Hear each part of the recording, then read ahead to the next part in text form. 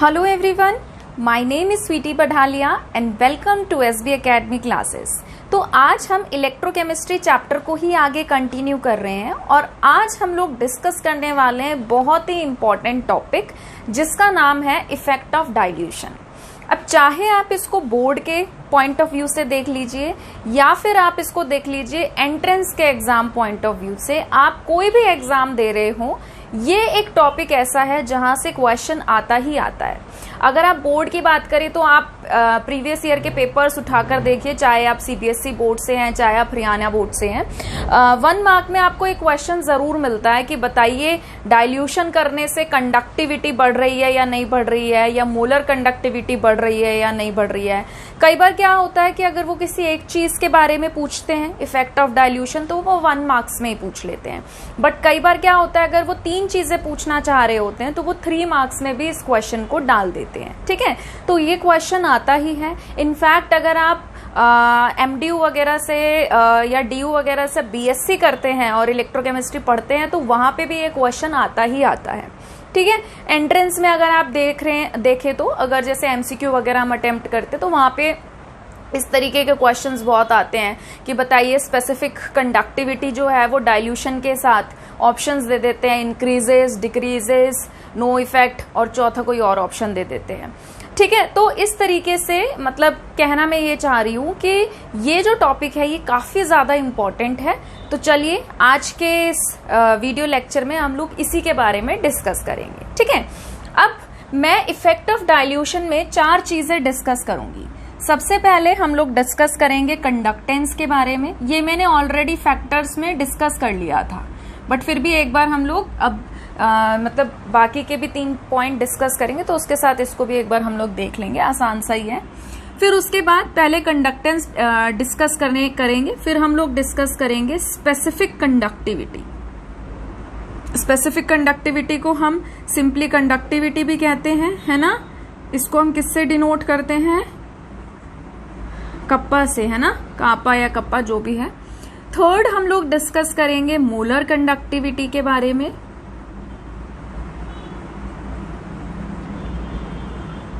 इसको हम कैसे डिनोट करते हैं? लैम्डा एम से, या फिर आप इसको एम कैप भी कह सकते हैं।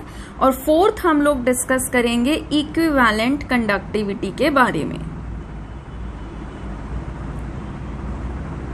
इसको हम लोग कैसे डिस्कस कर सकते हैं, इसको हम कैसे डिनोट कर सकते हैं? लैम्डा इक्यू से।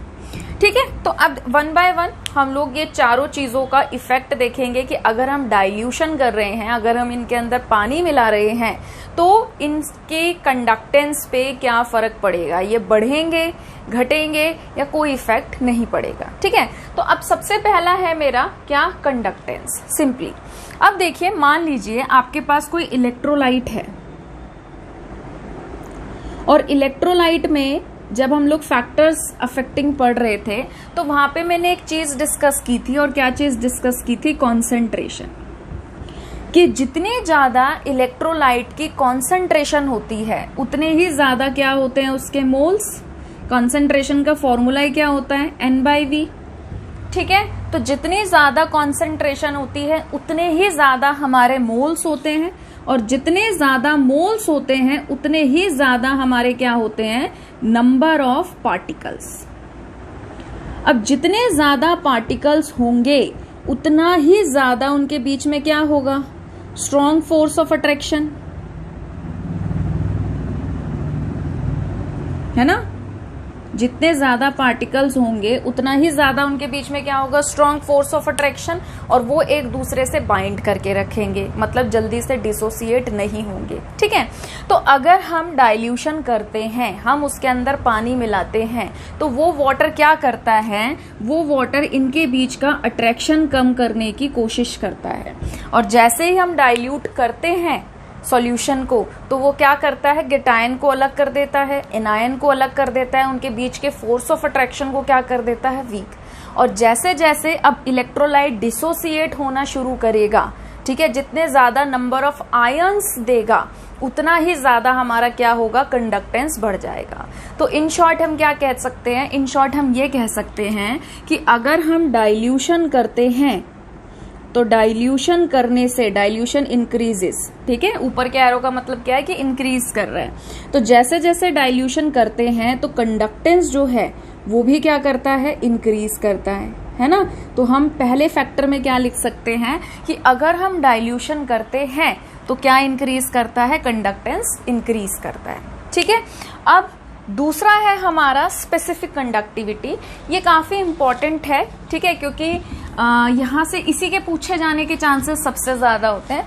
फिर दूसरे नंबर पे अगर पूछेंगे तो मोलर और इक्विवेलेंट पूछेंगे। कंडक्टेंस इतना नहीं पूछते क्योंकि कंडक्टेंस तो सभी को पता है कि कंसंट्रेशन ज्यादा होगी तो क्या होगा, उनके बीच में फोर्स ऑफ अट्रैक्शन ज्यादा होगा। अगर आप डाइल्यूशन करके उनके बीच का फोर्स ऑफ अट्रैक्शन कम कर रहे हैं, वो डिसोसिएट हो रहे हैं, जितने ज्यादा नंबर ऑफ आयंस मिलेंगे कंडक्टेंस उतना ही ज्यादा बढ़ जाता है। तो ये तो आसान सी चीज है, ये पेपर में बहुत कम पूछी जाती है। अब आते हैं हम सेकेंड टॉपिक पे, स्पेसिफिक कंडक्टिविटी, जिसको हम कापा कहते हैं। अब सबसे पहले आपको बैठ के ये सोचना है कि स्पेसिफिक कंडक्टिविटी हम कहते किसको है। पहले आप उस टर्म को अच्छे से समझिए। जब तक आपको कापा क्लियर नहीं होगा तब तक आप उसका इफेक्ट ऑफ डाइल्यूशन नहीं समझ सकते, ठीक है। देखो मैंने आपसे क्या कहा था कापा के लिए कि आपको एक कंटेनर लेना है और वो जो कंटेनर या वेसल आप ले रहे हो वो इस तरीके से लेना है कि उसके लेंथ, ब्रेड्थ और हाइट सब कुछ क्या हो, 1-1 सेंटीमीटर हो। ये चीज हम लोगों ने डिस्कस की थी पिछले लेक्चर में, ठीक है। और हमने कहा था कि भाई जो भी हम कंटेनर ले रहे हैं उसमें जो हम इलेक्ट्रोड्स लगा रहे हैं उनकी लेंथ कितनी होनी चाहिए, उनकी लेंथ होनी चाहिए 1 सेंटीमीटर और उनका जो एरिया ऑफ क्रॉस सेक्शन है वो क्या होना चाहिए, 1 सेंटीमीटर स्क्वायर, ठीक है। तो हमने कहा था कि हम इसके अंदर इलेक्ट्रोलाइट भर देते हैं और इसका जो वॉल्यूम है, इसका वॉल्यूम कितना था हमारा, वॉल्यूम का फॉर्मूला क्या होता है, length into breadth into height. तो 1 centimetre into 1 centimetre into 1 centimetre, ये हमारा क्या आता था, 1 सेंटीमीटर क्यूब। तो हम ये कहते थे कि जब हम 1 सेंटीमीटर क्यूब वॉल्यूम का इलेक्ट्रोलाइट लेते हैं और वो जो अपने अंदर से कंडक्टेंस शो कराता है वही उसकी स्पेसिफिक कंडक्टिविटी कहलाती है, या वो उसकी सिंपली कंडक्टिविटी कहलाती है। इतनी बात क्लियर है। और 1 सेंटीमीटर हमारा किसके बराबर होता है, 1 सेंटीमीटर क्यूब हमारा किसके बराबर होता है, 1 ml के बराबर होता है। इन शॉर्ट 1 ml इलेक्ट्रोलाइट, किसकी बात कर रहे हैं, इलेक्ट्रोलाइट, प्योर इलेक्ट्रोलाइट, सिर्फ इलेक्ट्रोलाइट के अलावा कुछ भी नहीं। तो जब हम 1 ml इलेक्ट्रोलाइट लेते हैं और वो जो कंडक्टेंस शो कराता है वो उसकी स्पेसिफिक कंडक्टिविटी कहलाती है, ठीक है। तो मैं लिख सकती हूं conductance of 1 ml of electrolyte, ठीक है। जो इलेक्ट्रोलाइट की 1 ml कंडक्टेंस शो हो रही है वही क्या कहलाती है, उसके कापा की वैल्यू, ठीक है। इतनी बात क्लियर है आपको, कापा आ गया समझ में। अब इसमें हमें ये पढ़ना है कि अगर हम इसके अंदर वाटर डालें तो उससे क्या फर्क पड़ेगा, ठीक है। अब देखो इसको हम ऐसे समझते हैं कि आपके पास एक बीकर था, ठीक है, और इस बीकर के अंदर आपने क्या ले रखा था, इलेक्ट्रोलाइट,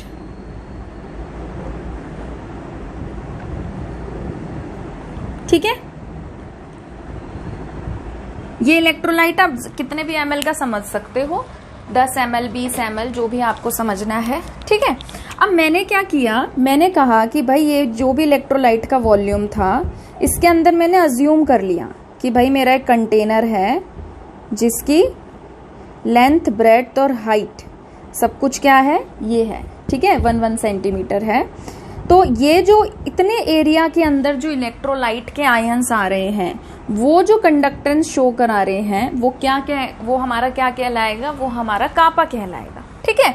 अब मैंने क्या किया, अब देखो सपोज आप देखो ये पूरा का पूरा आपका इलेक्ट्रोलाइट था और आप ऐसे अज्यूम करके चलो कि इसके अंदर मेरे 10 आयंस थे और वो सिर्फ और सिर्फ किसके थे, इलेक्ट्रोलाइट के थे और कुछ भी नहीं है इस टाइम इसमें, ठीक है। तो हमने अज्यूम कर लिया कि ऐसे ही कि भाई इसमें इसके 10 आयंस थे और ये जो 10 आयंस कंडक्टेंस शो करा रहे हैं वो इस पर्टिकुलर इलेक्ट्रोलाइट की कापा की वैल्यू है। इतनी बात क्लियर है। अब हमने क्या किया, अब हमने इसमें ऐड कर दिया पानी। ठीक है, अब हमने इसमें क्या ऐड कर दिया, पानी। अब जब हम इसको मिलाएंगे तो कुछ इलेक्ट्रोलाइट्स के पार्टिकल्स यहाँ आ जाएंगे और कुछ वाटर के पार्टिकल्स यहाँ चले जाएंगे। ठीक है, तो यानी कि यहाँ पे आप इस तरीके से देख सकते हो कि पहले हमारे केस में क्या थे, अगर इसके 10 पार्टिकल्स थे तो अब जरूरी नहीं है कि यहाँ पे 10 के 10 पार्टिकल्स हो। 10 के 10 तो कभी नहीं होंगे। आप मतलब ये मान सकते हो कि 5 इलेक्ट्रोलाइट के आ गए, 5 वाटर के आ गए। ऐसा भी कह सकते हो कि 6 इलेक्ट्रोलाइट के हैं और 4 वाटर के हैं। आप ऐसे भी कह सकते हो कि 3 इलेक्ट्रोलाइट के हैं और 7 जो है वो वाटर के हैं। इन शॉर्ट मैं क्या कहना चाहती हूँ कि जब आपने उसको वाटर मिलाया इलेक्ट्रोलाइट में, आप ऐसे ही अज्यूम कर लो कि भाई जब हम वाटर मिला रहे हैं इलेक्ट्रोलाइट में तो वो होमोजीनियस मिक्सचर बन गया। तो होमोजीनियस के अकॉर्डिंग क्या होगा, होमोजीनियस के अकॉर्डिंग ये होगा कि 5 मॉलिक्यूल्स तो आपके वाटर के और 5 मॉलिक्यूल्स आपके इलेक्ट्रोलाइट के। ठीक है, अब हम कापा कहते किसको हैं, हम कापा उसको कहते हैं कि इलेक्ट्रोलाइट जो कंडक्टेंस शो कर रहा है, इलेक्ट्रोलाइट ही कंडक्टेंस शो करेगा। और इलेक्ट्रोलाइट हमारा क्या होना चाहिए, उसका वॉल्यूम क्या होना चाहिए, 1 ml। अब अगर जब आप इस रीजन को मेजर कर रहे हो, इसका वॉल्यूम अभी भी वही है। वॉल्यूम क्या है इसका, अगर आप वॉल्यूम देखो तो वही तो है, 1 सेंटीमीटर लेंथ, 1 सेंटीमीटर इसकी हाइट, ब्रेड्थ, सब कुछ वही है, 1 सेंटीमीटर। बट उसके अंदर क्या इलेक्ट्रोलाइट के पार्टिकल्स उतने ही हैं जितने पहले थे, नहीं है। यहाँ पे नंबर ऑफ पार्टिकल्स या नंबर ऑफ आयंस इलेक्ट्रोलाइट के क्या हो गए, कम। तो ऑटोमेटिकली कंडक्टेंस जो है वो भी क्या हो जाएगी, कम। ठीक है, तो जब हम स्पेसिफिक कंडक्टिविटी की बात करते हैं, कापा की बात करते हैं, तो कापा की वैल्यू जो है वो क्या करती है, डिक्रीज करती है। किस पे, डाइल्यूशन पे। जैसे जैसे आप डाइल्यूशन करोगे तो कापा की वैल्यू जो है वो क्या होती चली जाएगी, कम होती चली जाएगी। जबकि यहाँ पे क्या हो रही थी, ये बढ़ रहा था डाइल्यूशन पर। समझ में आया? ठीक है, ठीक है। अब हम नेक्स्ट टॉपिक डिस्कस करेंगे जो है मोलर कंडक्टिविटी और इक्विवेलेंट कंडक्टिविटी। मोलर कंडक्टिविटी और इक्विवेलेंट कंडक्टिविटी का जो रिलेशन है, ये मतलब रिलेशन इन द सेंस कि इसका जो एक तरीके से हम इफेक्ट ऑफ डाइल्यूशन अगर देखना चाहें तो ये दोनों का सेम आता है। ठीक है, तो देखो सबसे पहले हम रिवाइज कर लेते हैं कि मोलर कंडक्टिविटी क्या था। मोलर कंडक्टिविटी हमारा क्या होता है कि 1 मोल इलेक्ट्रोलाइट जितनी कंडक्टेंस शो करता है वो उसकी मोलर कंडक्टिविटी कहलाती है। ठीक है, उसके बाद इक्विवेलेंट कंडक्टिविटी हमारा क्या आता है कि जब हम इलेक्ट्रोलाइट को 1 ग्राम इक्विवेलेंट लेते हैं तो वो जितनी कंडक्टेंस शो करता है वो उसकी इक्विवेलेंट कंडक्टिविटी कहलाती है। ठीक है, तो अब देखो अगर मैं इनके फॉर्मूले की बात करूं तो इनका फॉर्मूला क्या था, लैम्डा एम हमारा बराबर था कापा इनटू में 1000 अपॉन में मोलारिटी, ये फॉर्मूला था। और अगर हम इसके इक्विवेलेंट कंडक्टिविटी की बात करें तो उसका फॉर्मूला क्या था, कापा इनटू में 1000 अपॉन में नॉर्मेलिटी, ये दोनों के फॉर्मूले थे। ठीक है, अब अगर आपको ध्यान हो तो ये वाली जो हमारी वैल्यू थी, ये वाली वैल्यू हमारी क्या थी, ये वाली वैल्यू हमारी वॉल्यूम के लिए थी। याद करो, मैंने पिछले लेक्चर में आप लोगों को बताया था कि ये हमारी वैल्यू किसके बराबर थी, ये वाली वैल्यू हमारी वॉल्यूम के बराबर थी। तो इसी फॉर्मूले को हम ऐसे भी लिख सकते हैं क्या, कि लैम्डा एम हमारा किसके बराबर होता है, कापा इनटू में वॉल्यूम।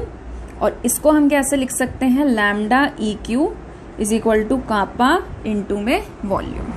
ठीक है, तो अभी अभी हम लोगों ने देखा कि जब हम डाइल्यूशन करते हैं तो डाइल्यूशन करने से कापा की जो वैल्यू है वो क्या हो जाती है, कम। तो इसको हम लिख देते हैं कि ये हमारी वैल्यू जो है कापा की डाइल्यूशन करने पे डिक्रीज करती है। ठीक है, बट ऑटोमेटिकली सी बात है कि अगर आप डाइल्यूशन करोगे तो वॉल्यूम तो बढ़ेगा ही, वॉल्यूम तो कभी कम नहीं होगा। अब देखो जैसे कि मान लो हमारे पास एक बीकर था और इस बीकर के अंदर मेरा इलेक्ट्रोलाइट 1 ml था।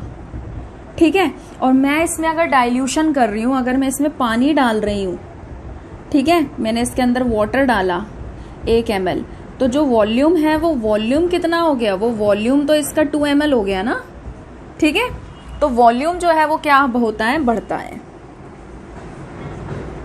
ठीक है, तो देखो इस टॉपिक के लिए हम लोग एक्सपेरिमेंटली हम लोग इस रिलेशन को जज करते हैं, और जब हम एक्सपेरिमेंट करते हैं और एक्सपेरिमेंट करके ऑब्जर्व करते हैं तो हम ये देखते हैं कि वॉल्यूम बढ़ रहा है, कापा घट रहा है, बट वॉल्यूम जितनी तेजी से बढ़ रहा होता है, ठीक है, कापा उतनी तेजी से कम नहीं हो रहा होता है।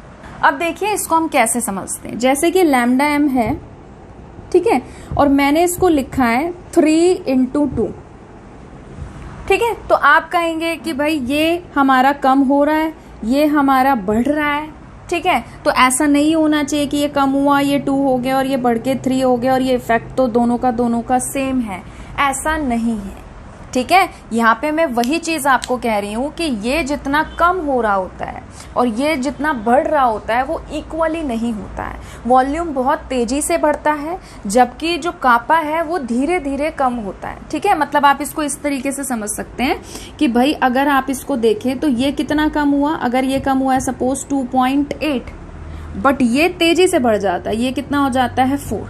तो जब आप इसको सॉल्व करो, अगर आप देखो, ये मैं देखो आपको समझाने के लिए लिख रही हूं, ठीक है, ऐसा नहीं है कि यही वैल्यू होती है। तो ये क्या आ गया 11.2। तो ओवरऑल अगर हम वैल्यू देखें तो ओवरऑल वैल्यू क्या होती है, लैम्डा एम और लैम्डा ई क्यू, ये दोनों के दोनों मतलब कि मोलर कंडक्टिविटी और इक्विवेलेंट कंडक्टिविटी जो है वो डाइल्यूशन करने पर बढ़ती हुई हमें दिखाई देती है, ठीक है। क्यों? क्योंकि ये किसके प्रोडक्ट के बराबर होता है, कापा इंटू में वॉल्यूम, और वॉल्यूम जितनी तेजी से बढ़ता है उतनी तेजी से हमारे कापा की वैल्यू कम होती हुई हमें नजर नहीं आती, ऑब्जर्व हम नहीं कर पाते।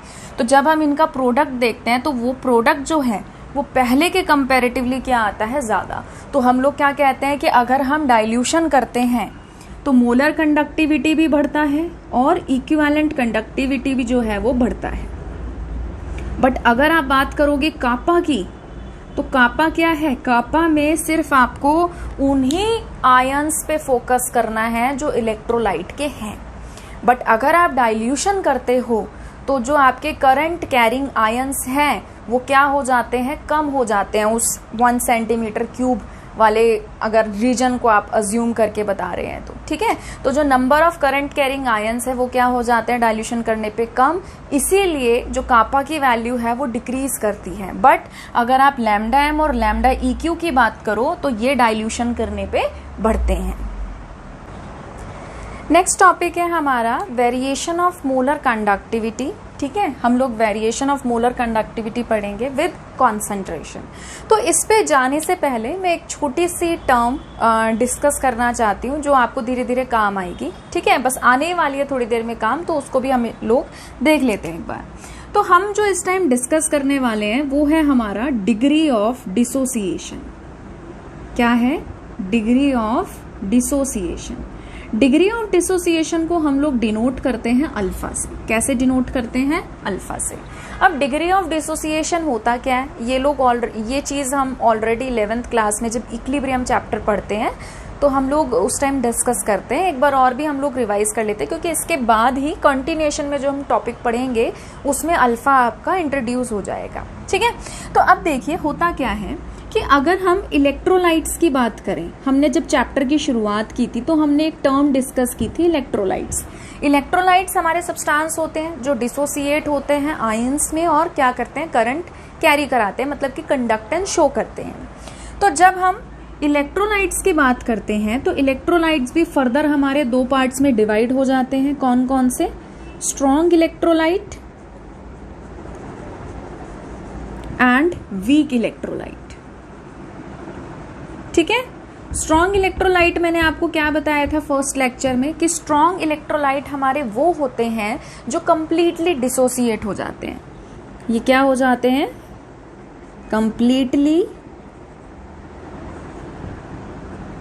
Completely dissociate. और वीक इलेक्ट्रोलाइट हमारे कैसे होते हैं, कंप्लीटली डिसोसिएट नहीं होते, तो हम कहते हैं कि पार्शियली जो है ये डिसोसिएट हुए हैं, ठीक है। अब देखिए जब हम बात करते हैं डिग्री ऑफ डिसोसिएशन की, तो जब हम स्ट्रॉन्ग इलेक्ट्रोलाइट की बात करते हैं तो स्ट्रॉन्ग इलेक्ट्रोलाइट के लिए जो अल्फा की वैल्यू होती है वो क्या होती है, 1 के बराबर। और जब हम बात करते हैं वीक इलेक्ट्रोलाइट के डिग्री ऑफ डिसोसिएशन की, तो इनकी जो अल्फा की वैल्यू है वो क्या होती है, बहुत ही ज्यादा कम होती है। किससे? 1 से। ठीक है, अब डिग्री ऑफ डिसोसिएशन क्या होता है, देखो नाम से ही पता चल रहा है डिग्री ऑफ डिसोसिएशन कि वो कितने हद तक टूटेगा। ठीक है, अब देखिए जैसे कि अगर मैं स्ट्रॉन्ग इलेक्ट्रोलाइट की बात करूं, स्ट्रॉन्ग इलेक्ट्रोलाइट हमारे कौन से होते हैं जो कंप्लीटली डिसोसिएट हो जाते हैं। तो मैं यहाँ पे एग्जाम्पल ले रही हूँ HCl का। ठीक है, मान लीजिए कि मैंने एक स्ट्रॉन्ग इलेक्ट्रोलाइट लिया HCl। ठीक है, एक बीकर के अंदर, एक बीकर है और इस बीकर के अंदर मैंने क्या लिया, मैंने HCl लिया। ठीक है, अब अगर मान लीजिए मैंने HCl यहाँ पर जो लिया है, इस HCl के यहाँ पे 10 मॉलिक्यूल हैं। ठीक है, 10 मॉलिक्यूल हैं। तो ये जब डिसोसिएट होगा, ये कैसे डिसोसिएट होता है, ये डिसोसिएट होता है H+ Cl- में। मतलब कि क्या है, क्योंकि ये स्ट्रॉन्ग इलेक्ट्रोलाइट है, कंप्लीटली डिसोसिएट है करता है, तो इसका मतलब क्या है कि अगर मैं यहाँ पे 10 मॉलिक्यूल ले रही हूँ तो ये कंप्लीटली टूट जाएगा और 10 ही क्या देगा, H+ और 10 ही क्या देगा, Cl-। समझ रहे हो ना कि जैसे अगर हम HCl की बात करते हैं तो HCl का अगर एक मॉलिक्यूल ले रहे हैं तो वो एक H+ और एक Cl- देता है। सिमिलरली अगर मैं ऐसे 10 HCl लेती हूँ तो हर एक HCl का मॉलिक्यूल क्या करेगा, एक H+ देगा, एक Cl- देगा, एक H+ देगा, एक Cl- देगा। समझ रहे हो? तो इस तरीके से अगर मैं यहाँ पे 10 HCl के मॉलिक्यूल लेती हूँ तो मुझे 10 टाइम्स ही क्या मिलेंगे, H+ आयन, और 10 ही मुझे क्या मिलेंगे, क्लोराइड आयन।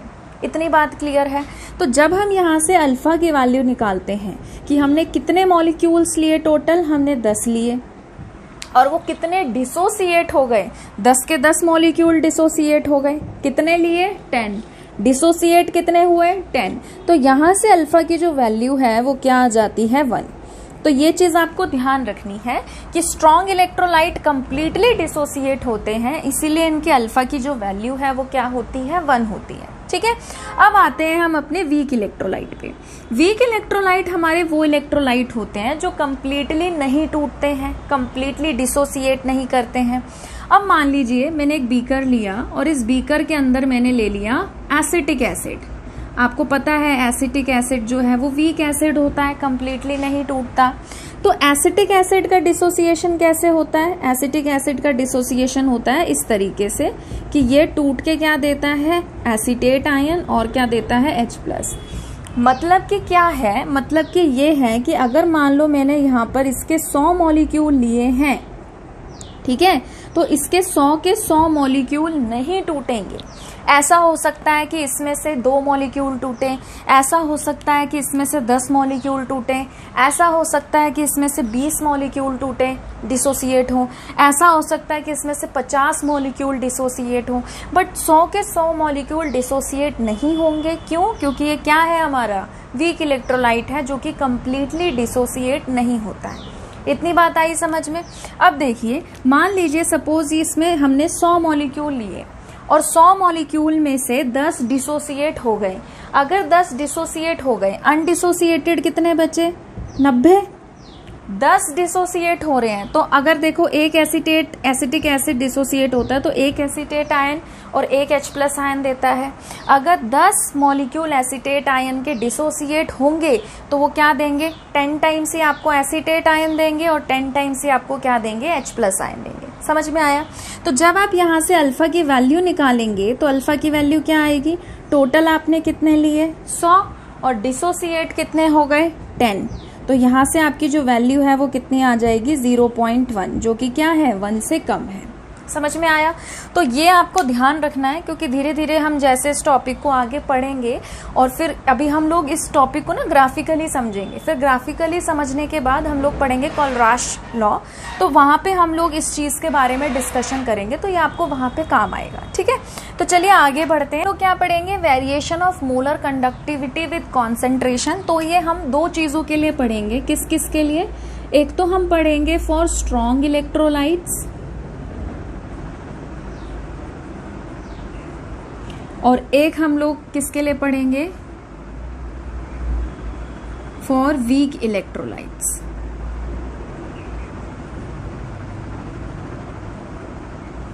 ठीक है, अब देखिए इतना तो आपको समझ में आ गया कि स्ट्रॉन्ग कंप्लीटली डिसोसिएट होता है और वीक कंप्लीटली डिसोसिएट नहीं होता है। ठीक है, अब यहाँ पे ना हमारी एक और टर्म आती है, अब क्योंकि हम वेरिएशन पढ़ रहे हैं मोलर कंडक्टिविटी का, तो मोलर कंडक्टिविटी का हमारा सिंबल क्या होता है? मोलर कंडक्टिविटी का हमारा सिंबल होता है लैम्डा एम। क्या सिंबल होता है? लैम्डा एम, जिसको हम एम कैप भी कहते हैं। और यहाँ पे हमारी एक वैल्यू आती है लिमिटिंग मोलर कंडक्टिविटी। क्या आती है? लिमिटिंग मोलर कंडक्टिविटी, जिसको हम किससे डिनोट करते हैं? जिसको हम डिनोट करते हैं लैम्डा एम नॉट से। ठीक है, तो ये ओ मान लो, जीरो मान लो, जो भी मान लो, बट जब लैम्डा एम नॉट आता है तो उसका मतलब होता है लिमिटिंग मोलर कंडक्टिविटी, और जब सिंपली लैम्डा एम लिखा है तब हम उसको क्या बोलते हैं? Molar conductivity. ठीक है, अब देखिए होता क्या है, होता ये है, क्योंकि हमने क्या पढ़ा, अभी हमने दो इलेक्ट्रोलाइट्स पढ़े, स्ट्रॉन्ग और वीक का। तो जब हम डाइल्यूशन करते हैं तो डाइल्यूशन करने पर स्ट्रॉन्ग इलेक्ट्रोलाइट पे अलग इफेक्ट आता है कंडक्टेंस को लेके, और वीक इलेक्ट्रोलाइट का अगर हम डाइल्यूशन करते हैं तो उसके कंडक्टेंस पे अलग तरीके का इफेक्ट हमें देखने को मिलता है। तो स्ट्रॉन्ग में कैसे मिलता है और वीक में कैसे मिलता है, इसी बारे में हम लोग इस टॉपिक में डिस्कशन करेंगे। ठीक है, अब होता क्या है कि जब हम ग्राफ बनाते हैं, ठीक है, और ग्राफ हम किसका बनाते हैं? मोलर कंडक्टिविटी वर्सेस कंसंट्रेशन, और कंसंट्रेशन हमने कैसे लिया है? अंडर रूट में। ठीक है, तो होता क्या है कि जब हम इस टाइम हम बात कर रहे हैं स्ट्रॉन्ग इलेक्ट्रोलाइट का,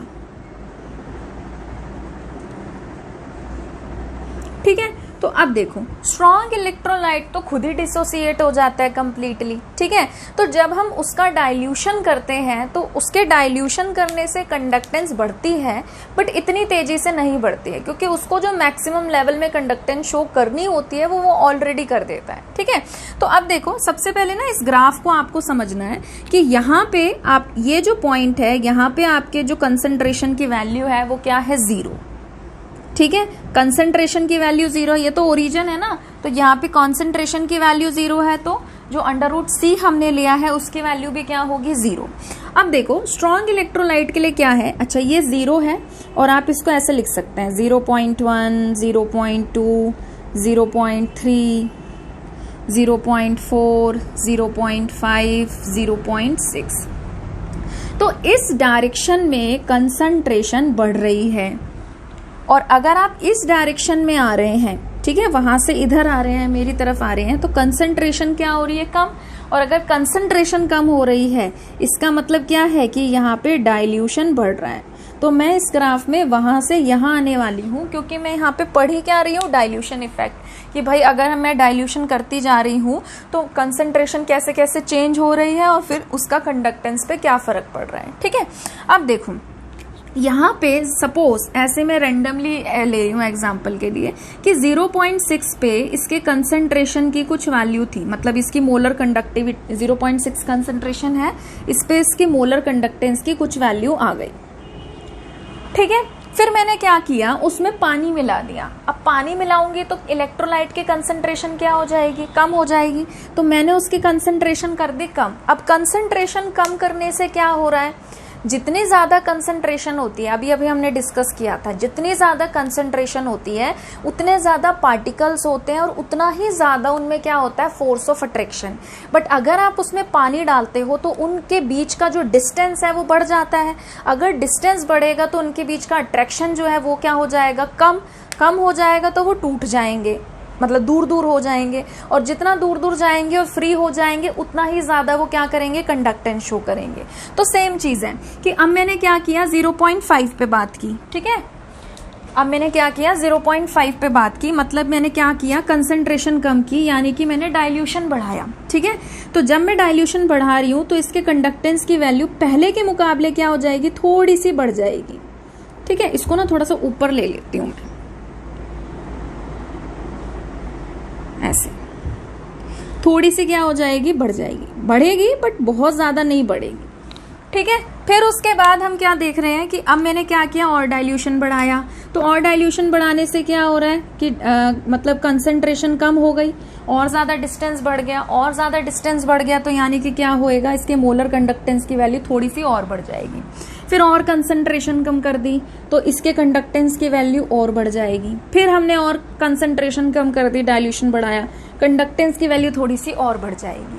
तो अगर आप ध्यान से देखो, ठीक है, और अगर आप इन पॉइंट्स को ज्वाइन कर दो और अगर आप इसको आगे प्लॉट करो, एक्सटेंड करो, तो आपको दिखाई दे रहा है कि भाई ये एक पॉइंट पे इस एक्सिस को कट करेगा, ठीक है। तो यहीं से हमें वैल्यू जो है वो किसकी मिल जाती है, लैम्डा नॉट की। इस लैम्डा एम नॉट को हम लैम्डा एम इंफिनिटी भी कहते हैं, ठीक है, इसको कुछ भी हम कह सकते हैं। अब होता क्या है ये, सबसे पहले हम इसके बारे में डिस्कशन करते हैं कि लिमिटिंग मोलर कंडक्टिविटी या लैम्डा एम नॉट होता क्या है। होता ये है कि किसी कंसंट्रेशन पे मेरे लैम्डा की कुछ वैल्यू होती है। जैसे कि मान लो सपोज मेरे पास था 10 था, ठीक है। अब मैंने क्या किया, मैंने जब इसकी कंडक्टेंस की वैल्यू निकाली तो वो आ गई 2.13, ठीक है। फिर मैंने क्या किया, ये क्या है, इसकी कंसंट्रेशन है, मैंने इसकी कंसंट्रेशन को कम कर दिया, कंसंट्रेशन मैंने कम कर दी 9। अब मैं देख रही हूँ, ये मैं ऐसे रॉ डाटा ले रही हूँ, ठीक है, ऐसा नहीं है कि बिल्कुल यही फॉलो अप होता है, ये मैं बस आपको समझाने के लिए एक रॉ डाटा ले रही हूँ ऐसे ही। तो अब देखो 9 जब मैंने इसकी कंसंट्रेशन कम कर दी तो इसकी जो कंडक्टेंस की वैल्यू है वो क्या हो जाएगी, थोड़ी सी बढ़ जाएगी। कितनी आएगी, 2.14, ठीक है। फिर मैंने क्या किया, इसकी कंसंट्रेशन और कम कर दी, इसकी वैल्यू आ जाएगी 2.15। फिर मैंने और कम कर दी, मान लो 7 कर दी। अब इसकी कंडक्टेंस की जो वैल्यू है, मोलर कंडक्टिविटी की वैल्यू है, वो फिर से आ गई 2.15। फिर मैंने क्या किया, 6 कर दी, कितनी आई, 2.15। फिर मैंने क्या किया, 5 कर दी, फिर भी कितनी आई, 2.15। तो जब हमारे पास ऐसी स्टेज आए कि हम डाइल्यूशन करते जा रहे हैं का मतलब ये नहीं है कि बाल्टी भर के पानी डाल रहे हैं। करने का मतलब ये है कि जैसे थोड़ा थोड़ा हम डाइल्यूशन कर रहे हैं तो एक स्टेज आती है कि आप उसमें और अगर डाइल्यूशन करोगे भी तो उसके कंडक्टेंस पे फर्क पड़ना बंद हो जाता है। उसने अपनी जो मैक्सिमम कंडक्टेंस की वैल्यू है उसको रीच कर लिया होता है। तो यही वैल्यू हमारी किसकी होती है, लैम्डा एम नॉट की, जिसको हम क्या कहते हैं, लिमिटिंग मोलर कंडक्टिविटी या फिर कंडक्टेंस। तो होता क्या है कि जब हम ग्राफिकली बात करते हैं तो स्ट्रॉन्ग इलेक्ट्रोलाइट के लिए हम आराम से इजीली ग्राफिकली क्या करते हैं, लैम्डा एम नॉट की वैल्यू निकाल लेते हैं। समझ में आया। बट अगर हम ग्राफिकली वीक इलेक्ट्रोलाइट की कंडक्टेंस की वैल्यू अगर निकालना चाहते हैं, लैम्डा एम नॉट की वैल्यू निकालना चाहते हैं, तो वो हम नहीं निकाल पाते। ठीक है, उस पर भी हम लोग आएंगे। अच्छा, अगर हम इसको कंपेयर करते हैं y = mx + c से, ठीक है, तो यहाँ पे ना हमारे पास एक इक्वेशन बनती है जिसे हम क्या कहते हैं, डिबाय-हक्कल-ऑन-सागर इक्वेशन। वो इक्वेशन देखो कैसे आती है। आपने काइनेटिक्स पढ़ लिया तो इतना तो आपको थोड़ा बहुत आइडिया लग ही गया होगा। y = mx + c है। y एक्सिस पे हम लोगों ने क्या लिया है, लैम्डा m। x एक्सिस पे हम लोगों ने क्या लिया है, √c। ठीक है, और अगर आप देखो तो कंसंट्रेशन बढ़ने पे लैम्डा जो ये है, अच्छा एक चीज और, इंटरसेप्ट की भी वैल्यू है आपके पास। इंटरसेप्ट की वैल्यू क्या आ रही है, लैम्डा एम नॉट आ रही है। ठीक है, और यहाँ पे एक कांस्टेंट होता है जिसे हम क्या कहते हैं, b।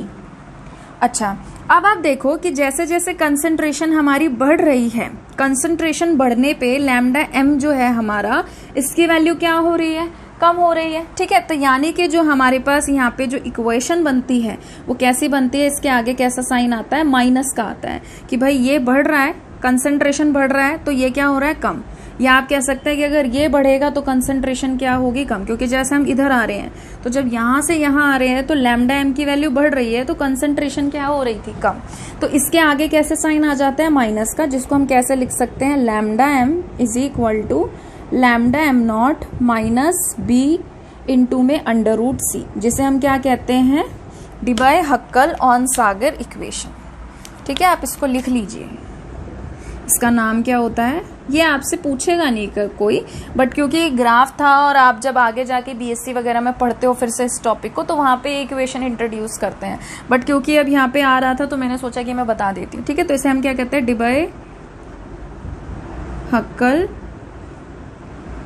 On Saigal equation. ठीक है, इतनी बात क्लियर है आप लोगों को। अब हम आते हैं वीक इलेक्ट्रोलाइट के केस पे। अब देखिए वीक इलेक्ट्रोलाइट के केस में क्या होता है, अभी अभी हमने चीज डिस्कस की कि वीक इलेक्ट्रोलाइट हम उसको कहते हैं जो कंप्लीटली डिसोसिएट नहीं होता, बट अगर हम डाइल्यूशन करते हैं तो डाइल्यूशन करने से क्या होता है कि उसके कंडक्टेंस में हमें एकदम से ड्रास्टिकली क्या मिलता है, इंक्रीमेंट देखने को मिलता है। जैसे कि हमारे पास वीक इलेक्ट्रोलाइट है, ये किसके लिए बनाया था हमने, ये हमने बनाया था स्ट्रॉन्ग के लिए। ठीक है, अब मान लीजिए अगर हम वीक का बना रहे हैं तो वीक के में हम क्या देखते हैं कि वीक की कंडक्टेंस की कुछ वैल्यू थी, मोलर कंडक्टिविटी की, फिर मैंने क्या किया, उसमें डाइल्यूशन किया, तो जैसे मैंने डाइल्यूशन किया उसकी वैल्यू बढ़ गई बहुत तेजी से, ड्रास्टिकली, फिर मैंने और डाइल्यूशन किया और बढ़ गई, फिर मैंने और डाइल्यूशन किया और बढ़ गई, फिर मैंने और डाइल्यूशन किया और बढ़ गई। ठीक है, तो इसका जब हम ग्राफ बनाते हैं तो वो ग्राफ हमें इस तरीके से देखने को मिलता है। कैसा मिलता है, इस तरीके से देखने को मिलता है। तो आप खुद बताइए कि अगर मैं आपसे कहूं कि बच्चों इसमें आप ग्राफिकली लैम्डा एम नॉट की वैल्यू निकालो, तो क्या आप इसमें ग्राफिकली लैम्डा एम नॉट की वैल्यू निकालोगे, निकाल सकते हो? नहीं निकाल सकते, क्योंकि ये एक्सेस तो इस एक्सेस के पैरेलल चली गई।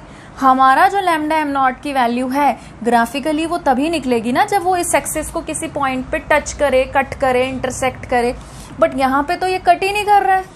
ठीक है, तो इसका मतलब क्या है कि जब हम वीक इलेक्ट्रोलाइट की बात करते हैं तो वीक इलेक्ट्रोलाइट के केस में हम लैम्डा एम नॉट की वैल्यू ग्राफिकली नहीं निकाल पाते हैं। ठीक है, तो उसको निकालने के लिए हमारे पास अलग से एक लॉ होती है जिसको हम क्या बोलते हैं, कोलराश लॉ, और बहुत ही सिंपल सी लॉ है, मतलब इससे ज्यादा इजी आपको कुछ नहीं मिलेगा। बस आपको क्या करना होता है, कीटायन और एनायन के कंडक्टेंस को ऐड करना होता है और आपके पास वीक इलेक्ट्रोलाइट की ओवरऑल कंडक्टेंस की वैल्यू आ जाती है। ठीक है, तो चलिए उसको देखते हैं।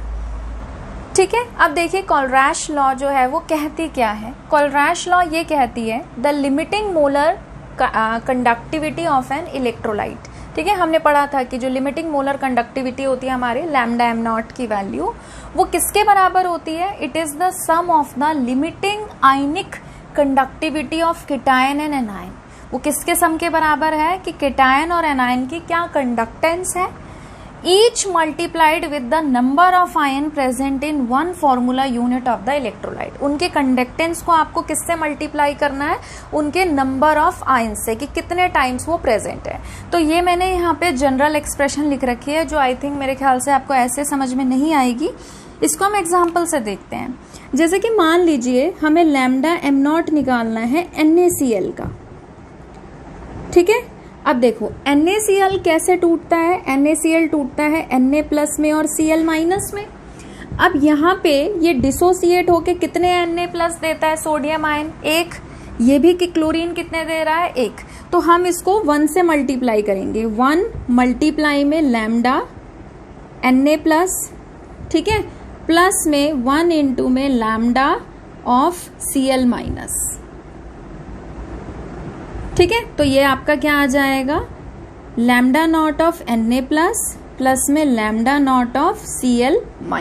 ठीक है, अगर मान लीजिए मुझे किसका निकालना है, सपोज मुझे निकालना है बैरियम क्लोराइड का, तो बैरियम क्लोराइड कैसे टूटता है, बैरियम की वैलेंसी क्या होती है +2 और क्लोरीन की कितनी होती है -1, पर यहाँ पे कितने क्लोरीन दे रखे हैं, 2 दे रखे हैं, तो यानी कि ये 2Cl- देगा डिसोसिएट होकर। तो इसको हम कैसे लिख सकते हैं, बैरियम तो एक ही दे रहा है तो वो 1 से मल्टीप्लाई होके वही आ जाएगा, तो मैं सीधा लिख रही हूँ lambda naught of barium ion. ठीक है, उसके बाद प्लस में अब क्लोराइड कितने हैं 2, तो हम लिखेंगे 2 इंटू में lambda of Cl-, lambda naught of Cl-। ठीक है, समझ में आया।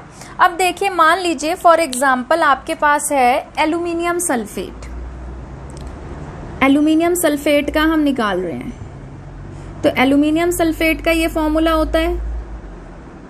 ठीक है, तो हम इसको कैसे लिख सकते हैं, एल्यूमिनियम की वैलेंसी कितनी होती है, +3 है ना, और यहाँ पे एल्यूमिनियम कितने हैं, 2। सल्फेट की वैलेंसी क्या होती है, -2, और यहाँ पे सल्फेट होल क्या है, थ्राइस, तो यानी कि कितने हैं, 3। तो जब हम इसका लिखेंगे तो इसके लिए हम कैसे लिखेंगे, 2 × में lambda naught of aluminium ion plus में, फिर इसके लिए क्या लिखेंगे, क्योंकि ये 3 टाइम्स है तो 3 times of lambda naught of sulphate ion. ठीक है, तो इस पे एक एनसीईआरटी क्वेश्चन भी है, उसको भी हम लोग डिस्कस कर लेते हैं। ठीक है, तो जो हमारे साइंटिस्ट थे कोलराश, उन्होंने क्या किया था, क्योंकि हमें ग्राफिकली बहुत प्रॉब्लम आ रही थी कि भाई हम स्ट्रॉन्ग इलेक्ट्रोलाइट का तो लैम्डा एम जो था होता है लिमिटिंग मोलर कंडक्टिविटी, उसको हम ना इनफाइनाइट भी बोलते हैं, इनफाइनाइट डाइल्यूशन पे कंडक्टेंस क्या है, दोनों चीज़ कही जाती है। तो उन्होंने ये जो लॉ थी ये क्यों दी थी, क्योंकि हम स्ट्रॉन्ग इलेक्ट्रोलाइट के लिए तो ग्राफिकली लैम्डा एम नॉट की वैल्यू निकाल पाते थे, बट वीक इलेक्ट्रोलाइट के लिए हम लोग लैम्डा एम नॉट की वैल्यू नहीं निकाल पाते थे। तो उन्होंने एक ऐसी लॉ दी, उन्होंने कहा कि भाई इससे आप जो भी कंडक्टेंस निकालते हो वो नेचर ऑफ आयन, जो भी इलेक्ट्रोलाइट का आप आयन ले रहे हो वो उसके नेचर पे डिपेंड करता ही नहीं है, ये किस पे, ये सब पे एप्लीकेबल है। ठीक है, तो चलिए अब हम एक एनसीईआरटी क्वेश्चन करते हैं। ठीक है, अब एक एनसीईआरटी क्वेश्चन देखते हैं। 2 एनसीईआरटी क्वेश्चंस करेंगे हम लोग कोलराश लॉ पे। तो सबसे पहले मैंने इजी वाला लिखा है, दूसरे वाला भी इजी है बट वो थोड़ा सा अलग टाइप का है। तो अब देखिए इसमें हमें क्या निकालना है, लैम्डा नॉट निकालना है, किसका, CaCl2 का। अच्छा, इसमें ना मोलर कंडक्टिविटी होगी, मैं शायद लिखना भूल गई है, तो आप लिख लेना। मोलर लैम्डा एम नॉट आपको निकालना है, मोलर कंडक्टिविटी निकालनी है कैल्शियम क्लोराइड की और मैग्नीशियम सल्फेट की। ठीक है, तो जल्दी से निकाल लेते हैं, आसान है। लैम्डा एम नॉट निकाल लेते हैं सबसे पहले, किसके लिए, फॉर कैल्शियम क्लोराइड के लिए। अब कैल्शियम क्लोराइड कैसे टूटता है, कैल्शियम 2+ और ये क्या देगा, 2Cl-। तो इसके लिए हम लोग क्या लिख सकते हैं, lambda naught of calcium ion plus में 2 times lambda naught of chloride ion. ठीक है, अब देखिए आपको कैल्शियम आयन की कंडक्टेंस दे रखी है, कितनी दे रखी है, 119, और 2 टाइम्स क्लोराइड की कितनी दे रखी है, आपको दे रखी है 76.3। अगर आपको याद हो तो देखो मैंने आपको बताया था कि बड़े वाला जो लैम्डा है, जिसको आप एम कैप भी कहते हो, ये इलेक्ट्रोलाइट के लिए यूज करते हैं, जबकि जो छोटे वाला लैम्डा है वो हम कैटायन और एनायन के लिए यूज करते हैं। ठीक है, तो आप इसको सॉल्व करिए और इसका आंसर निकाल दीजिए।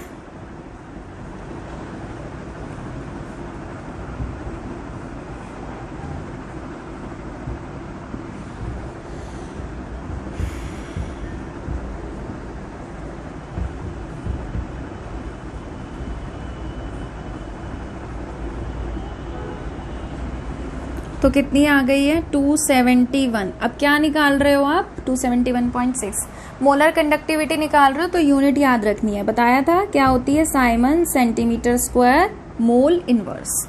ठीक है, अब दूसरा निकालो, खुद वीडियो पॉज करो और कैलकुलेट करो।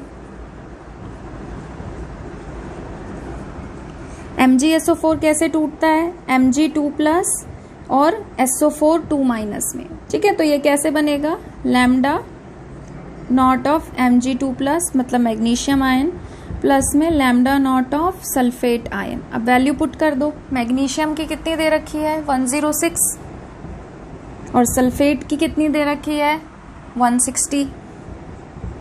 ऐड कर दीजिए 662। ठीक है, 266 आ गया साइमन सेंटीमीटर² मोल इनवर्स। ठीक है, तो आसान था ना, तो मैं आपको यही कह रही थी कि इस चैप्टर का अगर कोई सबसे आसान टॉपिक है तो कोलराश लॉ है। नेक्स्ट क्वेश्चन में देखिए क्या है, if the molar conductivity is eight infinite dilution of sodium chloride, hydrogen chloride and sodium acetate. अच्छा, बहुत सारे ना हमारे पास ग्रुप्स होते हैं जिनके हम एब्रीवेशन यूज करते हैं, जैसे कि सपोज आपके पास मिथाइल है तो मिथाइल के लिए एब्रीवेशन क्या यूज करते हो, Me। ठीक है, अगर आपके पास इथाइल है तो इथाइल के लिए एब्रीवेशन क्या यूज करते हैं, Et। ठीक है। ऐसे प्रोपाइल है तो प्रोपाइल के लिए अलग यूज करते हैं, समझ रहे हो। पिरिडीन है तो पिरिडीन के लिए अलग यूज करते हो। ये सब मैं ना आपको कोऑर्डिनेशन में सिखाऊंगी। तो सिमिलरली यहाँ पे मैंने ये जो मेंशन किया हुआ है, ये क्यों मेंशन किया है, एसी जो एब्रीवेशन होता है वो एब्रीवेशन होता है एसीटेट आयन का। तो वैसे तो देखो क्वेश्चन में ना आपको इस तरीके से लिखा मिलता है कि सोडियम एसीटेट या एसिटिक एसिड, बट कई बार क्या होता है कि अगर आप जैसे एंट्रेंस वगैरह दे रहे होते हैं या कोई और कॉम्पिटिटिव एग्जाम दे रहे होते हैं, तो बस वो यही करते हैं, क्या करते हैं, कंफ्यूज करने के लिए ना आपको एब्रीवेशंस वगैरह देने की कोशिश करते हैं और चेक करते हैं कि आपको पता भी है या नहीं है, ठीक है। तो बस एसीटेट आयन है, उसका जो एब्रीवेशन है वो क्या होता है, एसी, और साथ में क्या है, सोडियम, तो उन्होंने लिख दिया Na। सिमिलरली एसिटिक एसिड क्या होता है, CH3COOH, तो एसीटेट आयन के लिए लिख दिया AC और एक H एक्स्ट्रा है तो उन्होंने लिख दिया H, ठीक है। तो आप ये ध्यान रखना, ऐसी ऐसी चीजें भी यूज हो जाती हैं। तो इन्होंने ना किया क्या है, इन्होंने आपको 3 अलग अलग इलेक्ट्रोलाइट दे दी और कहा है कि इन तीनों इलेक्ट्रोलाइट के साथ कुछ भी करो, ठीक है, और यहाँ से एसिटिक एसिड की वैल्यू निकालो। तो ये जो वैल्यू दे रखी है इसको तो हम बाद में देखेंगे कि किसकी क्या वैल्यू दे रखी है। सबसे पहले इसको ना आप जैसे पजल्स क्वेश्चन होते हैं, पहेलियां टाइप, ठीक है, इस तरीके से अगर आप इसको देखो तो आपको समझना या सॉल्व करने में थोड़ा इंटरेस्ट आएगा, या इस टाइप के क्वेश्चंस को सॉल्व करने में आपको इंटरेस्ट आएगा। इसी तरीके का क्वेश्चन अगर आप देखोगे ना तो एनसीईआरटी एग्जाम्पलर में भी दे रखा है, तो वो भी मैं आपको कभी बाद में कराऊंगी। अभी फिलहाल इसको देखते हैं। तो देखो इन्होंने हमें क्या क्या दे रखा है, इन्होंने हमें दे रखा है NaCl, HCl और सोडियम एसीटेट, ठीक है। और आपको बोला है कि आपको क्या निकालना है, मोलर कंडक्टिविटी निकालनी है एसिटिक एसिड की। तो आप ये देखो कि आपको इन तीनों के साथ कुछ भी करना है, ठीक है, और आपको क्या बनाना है, आपको बनाना है एसिटिक एसिड जिसका फॉर्मूला ये होता है, ठीक है। अब देखो जो बनाना है ना उसका फॉर्मूला नहीं दिया इन्होंने, पर जो बता रहे थे उन तीनों के फॉर्मूले दे दिए। बट यही वही चीज मैं आपको समझाने की कोशिश कर रही हूँ कि कई बार ये एब्रीवेशन दे देते हैं, कई बार ये कुछ उल्टा सीधा दे देंगे, बट आपसे जो पूछना चाहते हैं वो नहीं बताएंगे। तो अब देखो ये आपसे पूछना चाह रहे थे एसिटिक एसिड, पर इन्होंने एसिटिक एसिड का फॉर्मूला यहाँ पे मेंशन नहीं किया। तो अब एसिटिक एसिड हमको बनाना है, तो हमने नोट किया कि हमको ये चाहिए, मतलब एसिटिक एसिड कैसे टूटता है, एसीटेट आयन देता है और क्या देता है, H+। तो इन शॉर्ट आपको ये 2 आयन्स चाहिए। तो सबसे पहले तो ये देखो जो आपको गिवन है उसमें कहीं पे भी आपको कोई भी ऐसा इलेक्ट्रोलाइट है जो आपको टूट कर एसीटेट दे सके, हाँ, क्या है, ये वाला है। फिर उसके बाद क्या कोई ऐसा इलेक्ट्रोलाइट है जो डिसोसिएट होके आपको H+ दे सके, हाँ है, HCl है। अब हम ये चाहते हैं कि H+ और एसीटेट आयन जुड़ के क्या दे दे, एसिटिक एसिड। तो जो भी इलेक्ट्रोलाइट आपको H+ और एसीटेट आयन दे रहा है उसको जोड़ दो, ठीक है।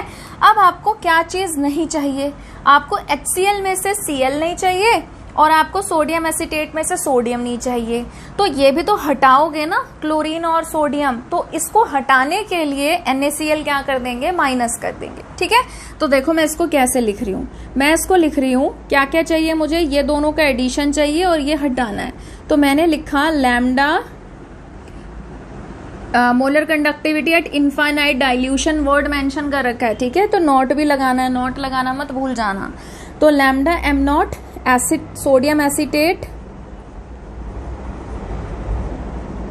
प्लस लैम्डा M0 HCl, ये दोनों तो हम जोड़ देंगे, माइनस करेंगे लैम्डा M0 NaCl का, ठीक है।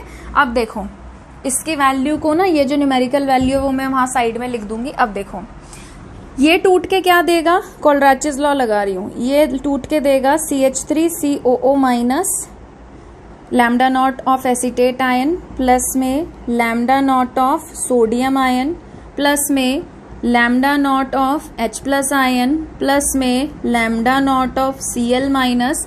अब देखो यहाँ क्या आ गया, माइनस। अब इसमें कोलराचेस लॉ लगा रहे हैं, lambda naught of sodium ion plus में lambda naught of Cl minus chloride ion. जब आप ब्रैकेट हटाओगे तो साइन क्या हो जाएंगे, चेंज हो जाएंगे। तो ये भी हो गया माइनस का और ये भी क्या हो जाएगा, माइनस का। अब देखो यहाँ पे आपके पास सोडियम आयन की कंडक्टेंस है जो कि पॉजिटिव में है और यहाँ पे सोडियम आयन की कंडक्टेंस है नेगेटिव में, कैंसिल हो जाएगा। सिमिलरली क्लोराइड भी है ना, यहाँ पे देखो प्लस का माइनस का है, यहाँ पे क्या है प्लस का, ये भी क्या हो जाएगा, कैंसिल हो जाएगा। और एसीटेट आयन और H प्लस आयन, इन दोनों की कंडक्टेंस क्या हो जाएगी आपकी, ऐड हो जाएगी। और यही तो हमें चाहिए था, एसीटेट आयन और H प्लस आयन जब जुड़ेगा तो वो क्या देगा आपको, एसिटिक एसिड। तो यहाँ से आपकी क्या आ जाएगी, लैम्डा एम नॉट आ जाएगा आपका, molar conductivity at infinite dilution आ जाएगा किसका, एसिटिक एसिड का। ठीक है, अब देखो किस किस को हमने जोड़ा, सोडियम एसीटेट को और HCl हाइड्रोजन क्लोराइड को जोड़ा। अब वैल्यू देखो, देखो सीक्वेंस से चलना है, ये NaCl की है, ये वाली HCl की है और जो लास्ट में है वो सोडियम एसीटेट की ये वाली है। सीक्वेंस से चले हुए हैं ना, और फिर इन्होंने सीक्वेंस से वैल्यू दे के बोला है रिस्पेक्टिवली। तो पहले वाली NaCl की है, दूसरी वाली HCl की है और ये वाली किसकी है, सोडियम एसीटेट की है। तो पुट करो। अब सबसे पहले मैंने क्या लिखा था, सोडियम एसीटेट। तो सोडियम एसीटेट की वैल्यू कितनी है, 91 प्लस में फिर HCl ऐड किया था, HCl की वैल्यू कितनी है हमारी 425.9 माइनस किया है ना NaCl। तो NaCl की वैल्यू क्या दे रखी है 126.4। ठीक है, तो अब तो आप कर ही लोगे, जमा घटा करना है करिए और आंसर निकालिए, खुद करो और वीडियो पॉज कर दो, पहले खुद निकालो और फिर चेक करो यही आ रहा है कि नहीं आ रहा है।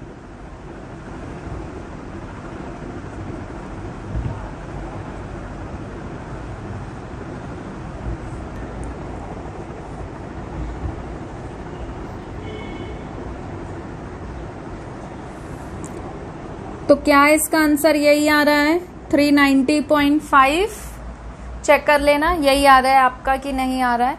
और क्योंकि हम यहाँ पे क्या निकाल रहे थे, मोलर कंडक्टिविटी, तो मोलर कंडक्टिविटी की यूनिट क्या होती है, Simon centimetre square mole inverse. ठीक है, तो आज के इस लेक्चर के लिए इतना ही। और अगर आपको ये वीडियो पसंद आया है तो प्लीज़ इसे लाइक करिए, शेयर करिए, चैनल को सब्सक्राइब करिए और जितने भी आपके फ्रेंड्स हैं उनको बताइए इस चैनल के बारे में। Thank you.